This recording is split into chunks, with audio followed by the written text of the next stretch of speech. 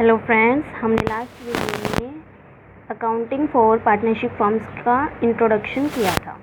तो आज हम पार्टनरशिप डीड पढ़ेंगे।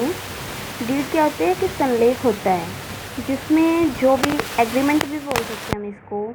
इसमें क्या होता है कि जब भी कोई पार्टनरशिप होती है तो उसमें दो या जितने भी पार्टनर्स होते हैं उनके बीच में एक एग्रीमेंट होता है।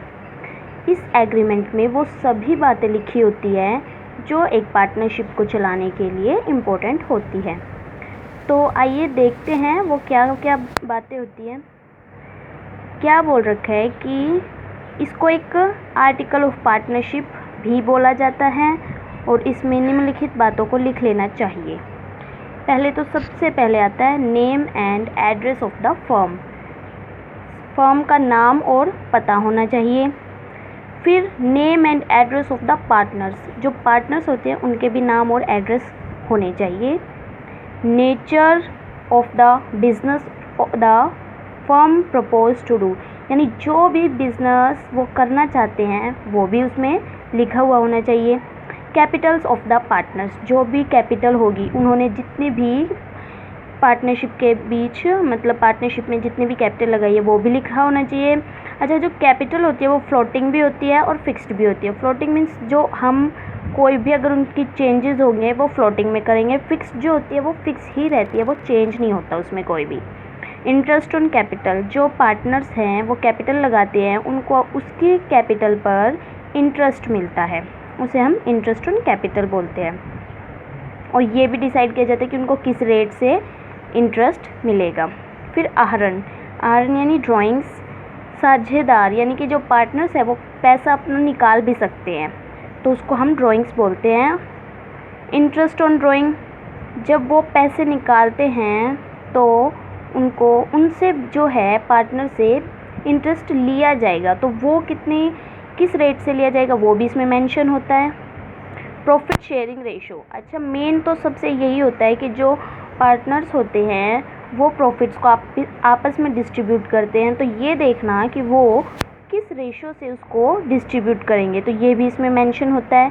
पार्टनर्स की सैलरी मेंशन होती है। गुडविल, गुडविल क्या होती है कि एक फर्म की जो अच्छी जो मार्केट में वैल्यू है उसको हम गुडविल बोलते हैं। अकाउंटिंग पीरियड, यानी जो अवधि है कि जो हमारा अकाउंटिंग पीरियड उसको बोलते हैं कि एक साल। हमारा जो अकाउंट्स में होता है वो होता है 1 अप्रैल टू 31 मार्च, ये हमारा फाइनेंशियल ईयर होता है। देन आता है हमारा फर्म के हिसाब किताब, यानी method of recording of the firms accounts and safe custody of the books of accounts and other documents. उनको अच्छे ढंग से रखना ताकि कोई भी कभी प्रॉब्लम हो जाए तो उसको हम किसी को भी प्रेजेंट कर सकते हैं। इस तरीके से हमारे डॉक्यूमेंट्स एंड फाइल्स को संभाल कर रखना।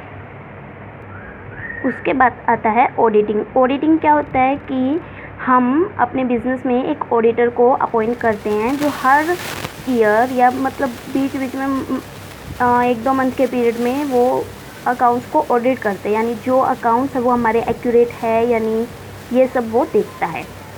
फिर date of commencement of partnership, जब हमारी पार्टनरशिप शुरू हुई है उसकी डेट भी इसमें मेंशन होती है।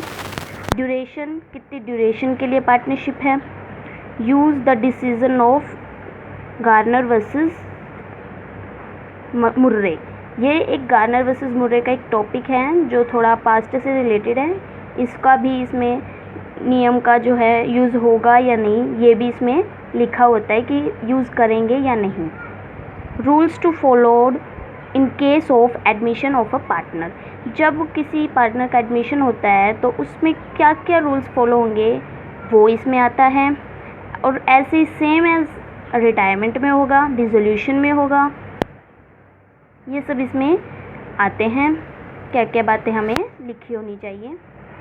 इम्पोर्टेंस जो है वो इस तरह से है कि उनका रेशो होना चाहिए। Interest on capital, interest on drawing, salary to a partner, interest on loan, admission of a partner, ये सब बातें जो हैं ये नियम होते हैं जो कि मैं आगे बताऊंगी आपको।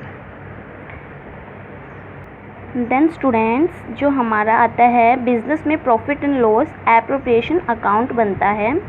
एक प्रॉफिट एंड लॉस अकाउंट भी होता है। जो प्रॉफिट हमारा प्रॉफिट एंड लॉस से ट्रांसफ़र होकर profit and loss appropriation account में हम उसको ट्रांसफ़र करते हैं। तो ये अकाउंट्स हम प्रॉफिट एंड लॉस के बाद बनाते हैं। इसमें क्या आता है, जो डेबिट साइड हम सैलरी लिखते हैं पार्टनर्स की, commission, interest on partners capital, reserves, profit transfer to.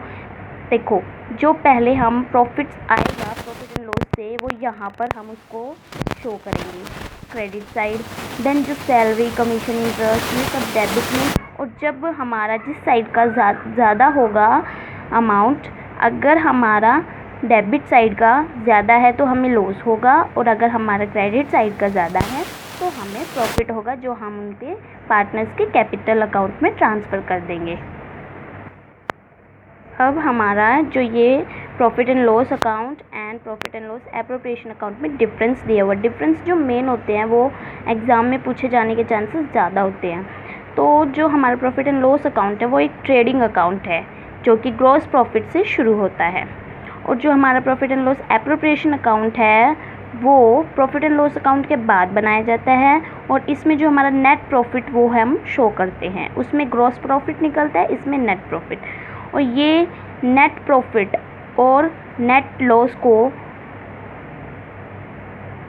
ज्ञात करने के लिए बनाया जाता है, जबकि इसमें हम पहले से ही ग्रॉस प्रॉफिट का यूज़ करके हम नेट प्रॉफिट निकालते हैं। और इसमें जो प्रॉफिट एंड लॉस अकाउंट में है प्रारंभिक शेष तो होता है, लेकिन जो अंतिम शेष यानी बैलेंस नहीं होता, जबकि इसमें बैलेंस बचता है। और इसमें जो है डेबिट किए गए व्यय लाभों पर प्रभार होते हैं, और ये तो चार्ज अगेंस्ट प्रॉफिट होते हैं, और ये एप्रोप्रिएशंस ऑफ प्रॉफिट होते हैं, यानी इसमें जो मद का बंटवारा होता है। और यह साझेदारी अनुबंध के आधार पर तैयार नहीं किया जाता, जबकि ये पार्टनरशिप, देखो प्रॉफिट एंड लॉस पार्टनरशिप में नहीं किसी भी बिजनेस में बनाया जा सकता है, जबकि पार्टनरशिप में profit and loss appropriation account बनता है। इसमें मिलान सिद्धांत अर्थात मैचिंग प्रिंसिपल का पालन किया जाता है, जबकि इसमें नहीं किया जाता। ये हमारे थोड़े डिफरेंस, इनको याद कर लेना अच्छे से। अब हम क्वेश्चंस करेंगे नेक्स्ट वीडियो में, तो उसके लिए आप शेयर एंड सब्सक्राइब ज़रूर करें हमारे चैनल को, एंड हमारे साथ कॉमर्स स्टडी के लिए जुड़े रहिए। थैंक्स।